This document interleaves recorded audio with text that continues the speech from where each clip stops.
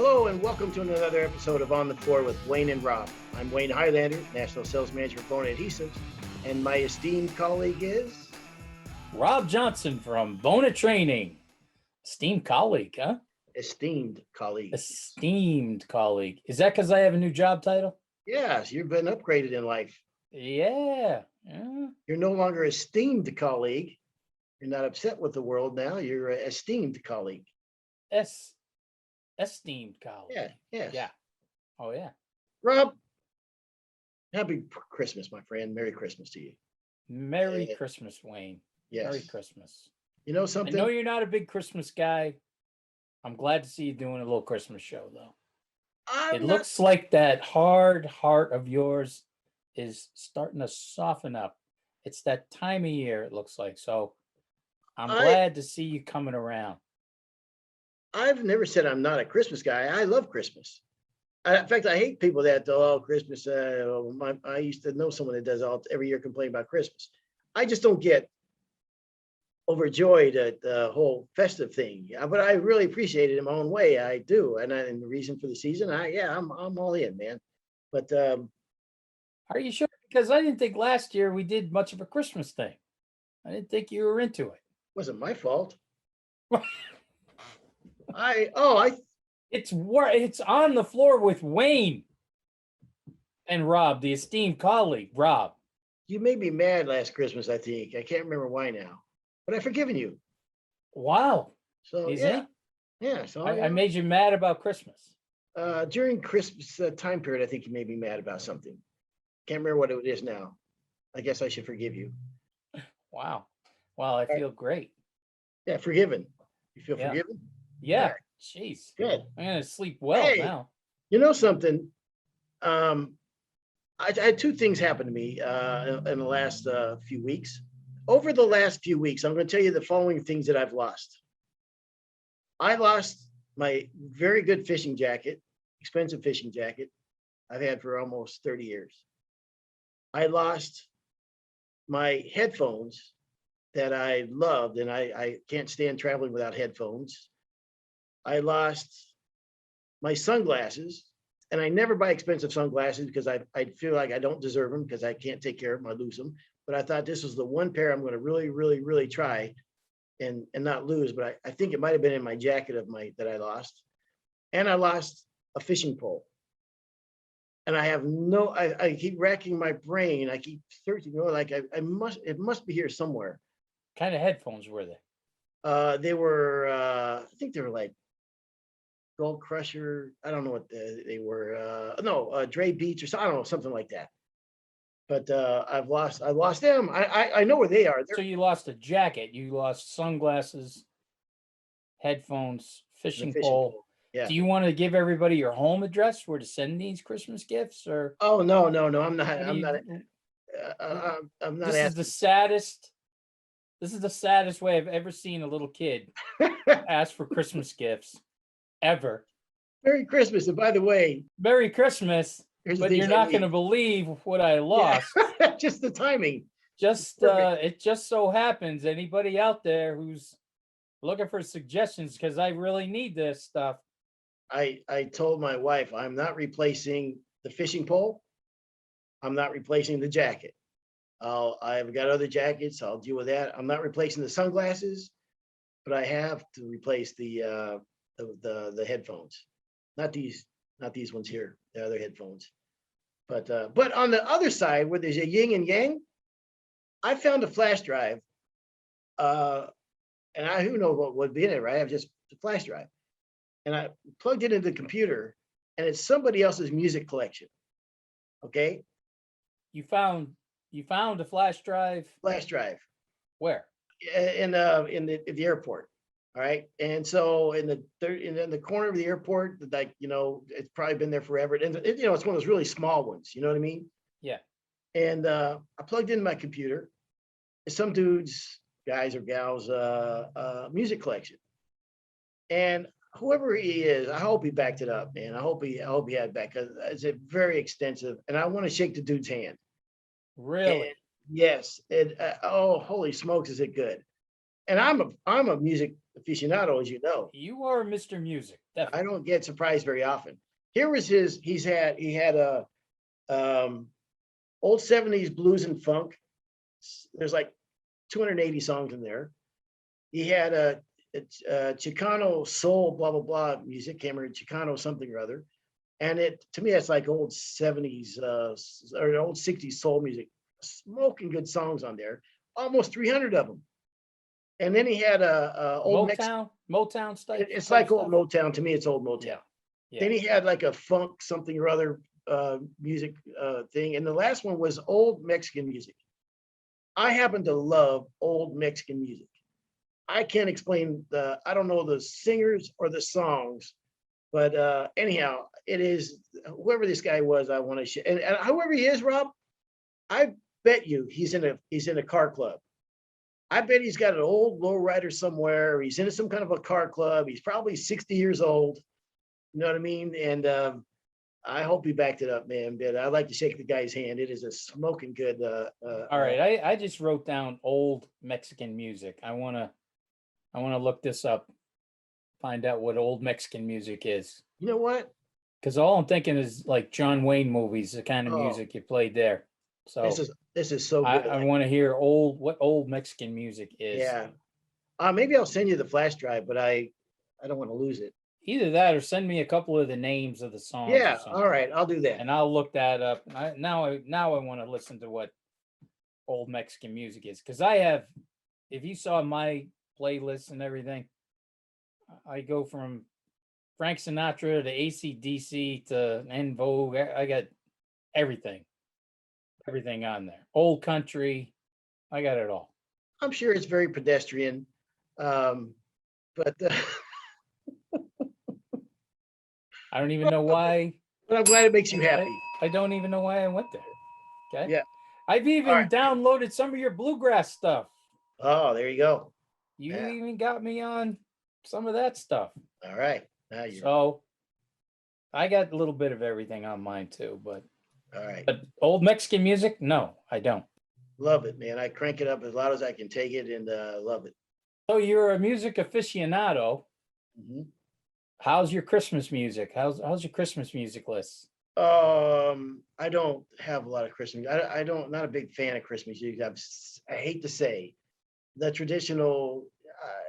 And when they start playing it like now in stores, I have a problem with it. I don't know. I don't know what it is. I want you to do me a favor. You got a pen and paper with you? I do. All right. I want you to write down Joel, the lump of coal. Joe with the L, Joel? Joel, the lump of coal. I think it's a band out of Chicago called the Killers. Okay. And they do one Christmas song a year. They do a Christmas song. I know they did this one. They did this one a couple years ago, and it's turned into my second favorite Christmas song ever. Joel, the lump of coal. My first favorite Christmas song is by Tijuana Brass, Herb Albert, Tijuana Brass. Oh man. The Bell That Couldn't Jingle. Okay. Awesome. Listen to those two songs. Get that for your Christmas list. I know you're not a big Christmas song guy, but you might like some of the. Matter of fact, that whole Herb Albert, it's a whole Christmas album of Herb Albert, Tijuana Brass. Yeah, brass. Let me try that again. Herb Albert, Tijuana Brass Christmas songs. It's the whole album. It's great. Love it. Okay, interesting. I do like Tijuana and Herb Albert and Tijuana Brass. Some of their stuff was really good. So, okay. So give that a try. I'll do that. And the reason why we want to have a Christmas episode, and I, look, I know it's for people listening, might say, oh, it's just rinse and repeat. You do it every year. But I have to thank all our listeners for listening to the show. And we say it every time. We appreciate how much they do and the work that they do and everything and their partnership. And it means a tremendous amount to us. And we're grateful for every one of them, of our listeners. And so just want to, more than anything, just a tribute to the hardworking men and women in this trade and thank them for everything that they do.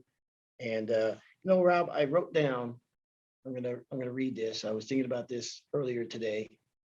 Everything that goes into a hardwood floor, and this is just, there's much more than this, but So is this the poem that's going to no, replace The Night Before Christmas?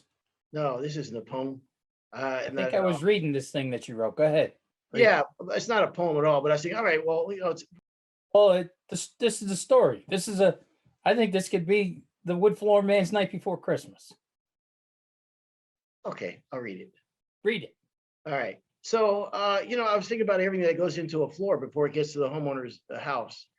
And to bring a floor to someone's home, it has to be logged. The wood has to be logged. It has to be sawn. It has to be kiln drying. It has to be cut and machined into flooring. It has to be graded. It has to be dried again and warehoused. A purchaser has to agree to bring it into to their distributor on the faith that they can sell it for a small profit. It is trucked. It's stored in another warehouse at a distributor. Salesperson has to sell it. It has to be trucked again in some fashion to the homeowner where it needs to be acclimated yet again. It is installed, and there are 100 steps that go into the installation that's involved, and each of these steps is so crucial, and each one of these steps is even debated and scrutinized by journeyman floorman, right? I mean, that love this craft and talk about the little idiosyncrasies, the little small things they do, all the decisions that are made and everything. It is then sanded and finished, where again, you need to make hundreds of decisions where the customer has the imperial discretion to say, you know what, those two boards are too dark. You need to replace those two boards. Each board is handled, it's fitted, it's measured, it's eyeballed, and then we put a sheen on them, which by its nature highlights every speck of each board. Every board is then judged under extraordinary lighting in today's homes. And then even the sun participates in exposing each board. When you have solar gain comes up and the house looks a certain way at certain times of day. But the board's not done yet. Every board is judged on how it holds up to wear and tear by those that are doing the wearing and tearing. Every board still has the ability to move and expand and shrink, and based on the environment that we place it in. There's so many decisions made and steps taken while installing and finishing floors, some of which are more obvious than others. Very many times these decisions are based on years and years of experience, or a feel or intuition or an instinct, you can call it. Then there's a relationship with the homeowners. You're working with machines in someone else's home, machines that create dust and noise and it's loud. And most of these homeowners are wonderful, and some are completely unreasonable. We talked about that in a past episode. You're producing a product that adds value. It looks spectacular, becomes part of the home. And, in a way, I think floormen are like gunslingers. It doesn't matter what you did the last 20 years of your career. Nothing matters except that one job you are on with that customer at that time. And every job you gotta satisfy the need of all these people that come in with different ideas of what it's supposed to look like, different levels of criticism, different ideas of what they think is right and wrong. And it's a tremendously hard job to do. And just think about, what all it takes place before that floor gets to that homeowner. And you people that do it every day in and day out and come out with a win. I mean, who has a better record than a hardwood floor guy? You know what I mean? If you're a coach and you're 11-3, you're a hero. If you're a floor man and you're 11-3, that's a bad year, right? You know what I mean? You have to be 95 to 100%. Probably 95% is a problem. 99, man. You got to be Yeah. 99.9. Yeah, there is no room for error. You're placed into these situations under these circumstances with a living, breathing thing, right? I mean, and you have to make this all work, not to mention dealing with other employees and trades and all the other things that go into it. And son of a, you got to the end of the year, give yourself a pat on the back for a job well done. And we appreciate you that you would take the time to listen to our podcast and partner with us on our products. And it means a tremendous amount to us, man. And we just want to say, thank you very much. We appreciate you. And more than the hell with us appreciating you. I hope you appreciate yourselves and really do. I talk about it a lot, man, because it means so much to me that the people that work so hard in this industry, I hope you really do appreciate yourself and how hard you work and take the time to really take that into account. So that's it. That was nice. A nice short little thing. Perfect. Yeah, I wrote something too. So let me read mine. Hey, I think you guys are great. Have a Merry Christmas. Awesome. You put that in your refrigerator in your for your mom. You know, you joke about it. That's so nice that you mentioned my mother. Her and I haven't talked in about 7 years. I appreciate that. Oh no, you're kidding. Yeah. Oh, nice. Oh, that's nice. Thanks, buddy. Anything else? Any other scab you want to pick right now? I hope that works out. Give me your phone number. You and I talk about this a lot after hours. You're in a hotel somewhere and I'm somewhere else, and we talk about work or somebody that called about the show or something. But we all been there, man. We know the grind sometimes. Sometimes we wish we were back in it because we have, you know, as guys get older, they have romanticize their Yeah. career and you know. Have you done that? Have you done that much? I loved the trade, man. I did. My body, it got to the point where everything hurt. That's for me when I got out is because the pain just took the pleasure away. I mean, you know, every step, and I'll tell you today, hold on a second. Young guys in this trade, I thought I was as tough and bulletproof as they get. And I'm that guy that works more. I'm embarrassed. I've said before how many holidays I've worked and Christmases and weekends and holidays and you know 3 or 4 months without a days off because I would never miss my schedule. I'll tell you, man, we take care of your body because every single step I take, every single step hurts with my knees. So don't take that for granted. My hearing is bad, you know, because I didn't listen to you know, wearing headphones and taking care of my ears. So, you know, make sure you do that. If you do nothing else, you know, someone told me too late in life, but that, you know, you have to think of yourself as like on this shoulder right here, there's an old man. It's the old you when you get to be, you know, an older guy and you have to take care of that old guy. And it starts now, you know what I mean? You have to think about it because you're going to be that guy. We all thought we were bulletproof and it just doesn't work like that. I really can't think of another trade.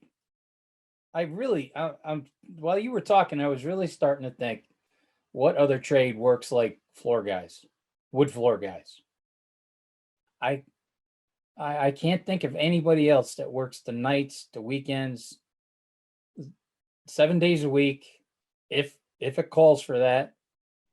And I go back to that story that I heard my wife telling my daughter-in-law that one time, like my daughter-in-law said to my wife, she said, you know, my dad, he would come home every day at 5:45. You could set your watch to when he was coming home. She said, I never know when Robert's coming home. And my wife said, it was funny to hear her say it. Well, that's the life of a floor man.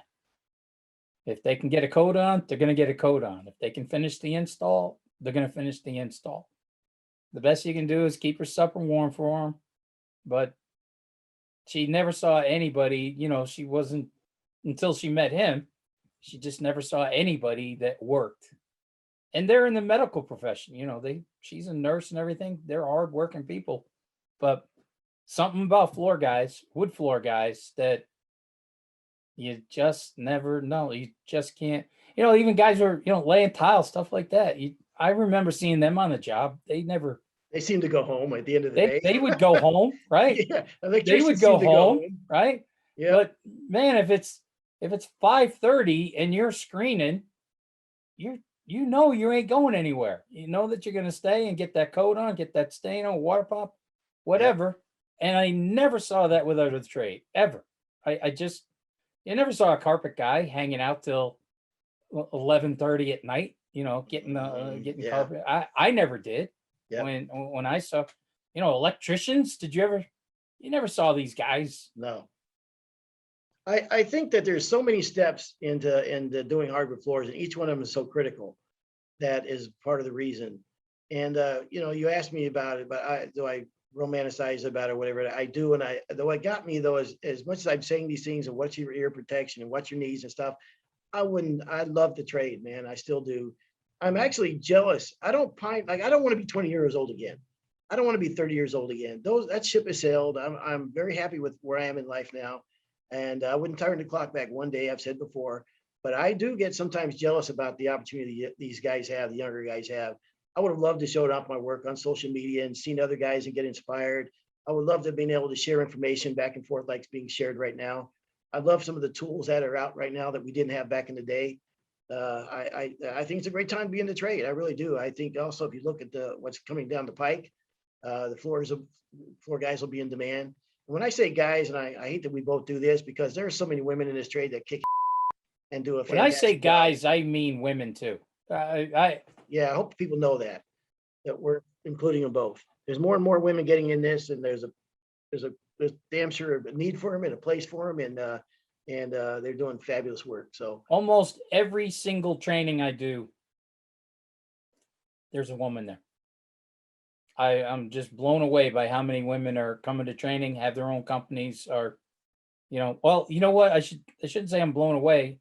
I used to be blown away by it, but I'm not anymore. I mean, I used to be kind of surprised when you'd see, 20 years ago when we were doing NWFA schools, oh my gosh, there's a girl in the class. Well, now it's like, yeah, there's a girl in the class because they can pull finish better than anybody I've ever watched. I mean, they got an eye. I better watch what I'm saying here before HR tunes into. Well, I gotta go off topic real quick. And there's something you said on a podcast a while ago that kind of went by me. And then I've thought about it like 5 different times. So I'm going to ask you now before I forget.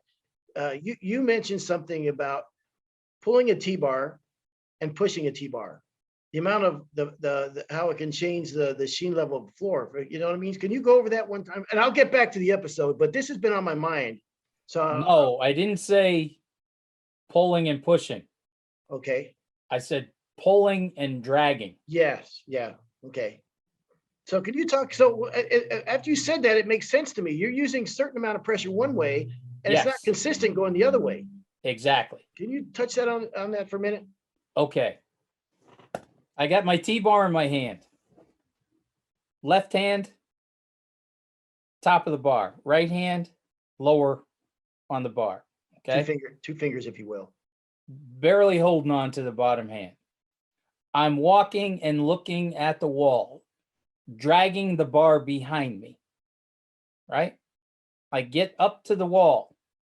I go in and make my turn, but I do not switch my hands. And now I walk backwards towards the other wall.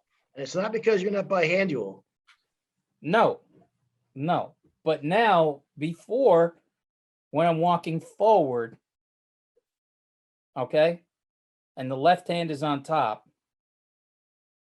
now I'm dragging. But if I go in and don't move my hands, and my left hand is still at the top, now when I'm coming back, my right hand is pulling on the bottom of the bar. It's pulling a little lower. So you're going to be putting more pressure on the bar. So, and especially with tinted sealers and things, when you make that turn, you switch your hands and you're always dragging versus pulling. And that's to have if you want to pull all the time, that's fine. Just be consistent. Don't go push, don't go drag, pull, because working with tinted products, amber seal, natural seal, Nordic, anything with trans tint or something, now you have a shot at heavy, light, which in the right light could look like striping. You know something? Intuitively, I've always kind of known that, but I've never heard it explained before. And I think that's like I said, you said it, it went past me, the conversation moved on, but it's been on my mind. I mean, like 5 different times I thought about it. So sorry to, I can't believe you said that because, we have Sunday dinner for the family every Sunday. 14 of us, the whole family, all get together, grandkids. Hey, really? Family. Yeah. Every Sunday? Every Sunday. all Wow. the kids, all the grandkids, and you know, the whole family. So right now we're 14 strong. That's And that's incredible. something. Yeah, that's pretty cool. So we get together every Sunday at my place, Sunday dinner. Okay. And I can't believe you just said this because about a month ago, my son-in-law, Emily's husband, Brian, guy's name is Brian Chapin, one of the nicest guys you've ever met in your life. He's a pharmacist, but he listens to the show. Okay. He walks up to me. I'm standing at the grill doing something. He walks up to me and he goes, "Okay, you got to tell me the difference between pulling and dragging." I'll be damned. Because he listened to the show. He heard Yeah. me talking, pulling and dragging. Mm. So I just happened to have a broom right there. I said, "Okay." So I was pretending the broom was a T-bar and showed him, told him. He looked at me. He goes, "That makes perfect sense." Yeah, there you go. All right, but anyhow, so I'll get back on topic here. Again, we just simply want to thank you for your listenership and everything. But more importantly, and I'm like the last. I mean, I don't feel like a hypocrite when I say this, but because I was bad at it. But I hope you do, and maybe you learn a lesson from me. Is I hope you do take some time off, or get to take some time off, spend with your family, and enjoy the holiday. If nothing else, think back and look at how many battles you won last year, how many jobs you went into, tough situations, and some of these floors that are while nothing's automatic, certainly some are easier than others. Some of them take you all 10 rounds, as my brother John always says, and that job took all 10 rounds. We got it, but it took 10 rounds. We've all had those. So I hope you do reflect back and give yourself a pat on the back for all the hard work that you've done and all that you've accomplished, and the skills that you have and the craftsman that you are, and just appreciate yourself for that. So I'd like to give one more shout out, and I know everybody, hardworking guys, but I do want to give a shout out to our sport floor guys. I know we got a lot of sport floor listeners, and the time of year where a lot of us get to take breaks around Thanksgiving and Christmas. Those dedicated sport floor guys, schools are closed. Okay, schools are closed, and these guys are out there making hay when the schools are closed. So a lot of these holidays and around the holiday times, these guys are out killing it. These guys are out banging away on gyms. So I know you guys working really hard around the holidays. So we just want to give a shout out to you and tell you that we're proud of you and we really thank you for listening. yep, amen. All right, Rob. That's all. That's enough to need. All that needs to be said. So, Well, you know what? There's one more thing I want to say. okay. And I know there's a lot of network TV executives that listen to this show. Okay. Last Saturday night, it was almost like the networks got together, ABC, CBS, and NBC, 8 o'clock on a Saturday night. They all showed a different Christmas cartoon. One was the Grinch. Another one was, I think, Santa Claus coming to town, and Frosty the Snowman, or Rudolph the Red-Nosed Reindeer. Your three biggest cartoons to these poor little kids who are looking for these cartoons are on at the same time on different networks. Now, what kind of a sick son of a what? Who did the scheduling here? Yeah. When I was a kid, you wanted to watch them all. I mean, don't get me wrong. You of course you can go out and buy them and see them and everything, but for the networks to do that all on the same night, and like I said, I know a lot of executives listen to the show. Of course. So I just want to say, hey, smarten up. Come on. Yeah. Good call. Thanks. Absolutely. All right, Rob. All right. Hey, I hope you One more question. Do you have a favorite Christmas movie? Now that we're talking Christmas. I used to really like what's the Jimmy It's a Wonderful Life. It's a Wonderful Life. That always, but I've seen it so many times. I just watched that the other night. Yep, that's a good one. If you want to know my favorite Christmas song, I think you asked. One of my favorites is David Bowie and is it Bill Crosby? Bing Crosby. Bing Crosby. Bing Crosby and David Bowie. Yes. Sitting together, because I don't think they liked each other. I don't think Crosby liked what's his name, David Bowie. And they have, I mean, you talk about two worlds. They're completely foreign to each other, but they're both at the top of their game. And I can't remember the name of the Christmas song, but they sang a beautiful Christmas song duet. And I thought, I wonder what both these guys are thinking right now, or how this came about. I think that song was Little Drummer Boy. That's exactly what it was. Yes. Yeah, good knowledge. Yeah. So I do like that one. Okay. All right. Merry Christmas, everybody, or happy holidays, however you celebrate them. And it's been another episode of On the Floor with Wayne and Rob. Please stay tuned for another episode.